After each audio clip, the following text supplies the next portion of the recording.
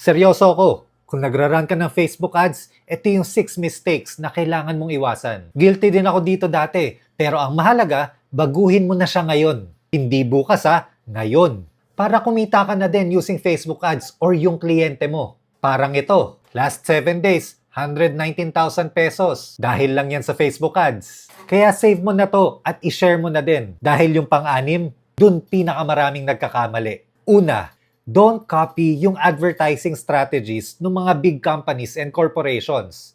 You have to remember na malalaki din yung budget ng mga yon. Hindi kayo pareho ng resources. Madalas meron na silang organic traffic na super strong na natutulungan sila maging profitable kahit yung ginagastos nila sa ads is break-even lang. Pangalawa, do not adjust the budget on a daily basis. Dahil when you change the budget, the algorithm needs to adjust to find the right people for that particular budget. Kaya kapag araw-araw mo siyang pinapalitan ng budget, mahihirapan ka ma-reach yung stability na hinahanap mo dun sa campaign mo. Pangatlo, huwag ka masyado umasa maka-exit dun sa learning phase. Dahil yung pag-exit ng learning phase, it's not a guarantee na magiging effective yung ad set or creatives na yon.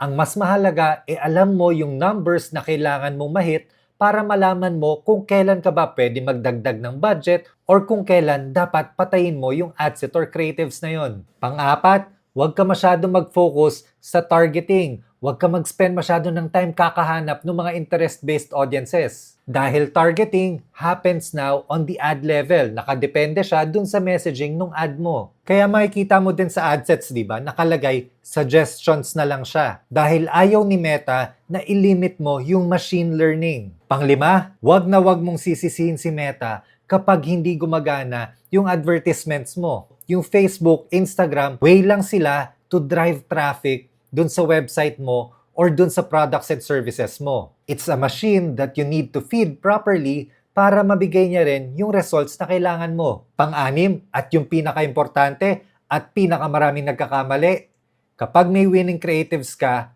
do not stop testing. Dahil yung creatives na nagwo-work ngayon, pwedeng bukas or next week, hindi na yan gumagana. Creative testing should always be running in the background. No exemption, kahit malaki or maliit yung ad spend mo, kailangan laging may tumatakbo na bagong creatives. Kaya huwag ka masyadong kumpiyansa.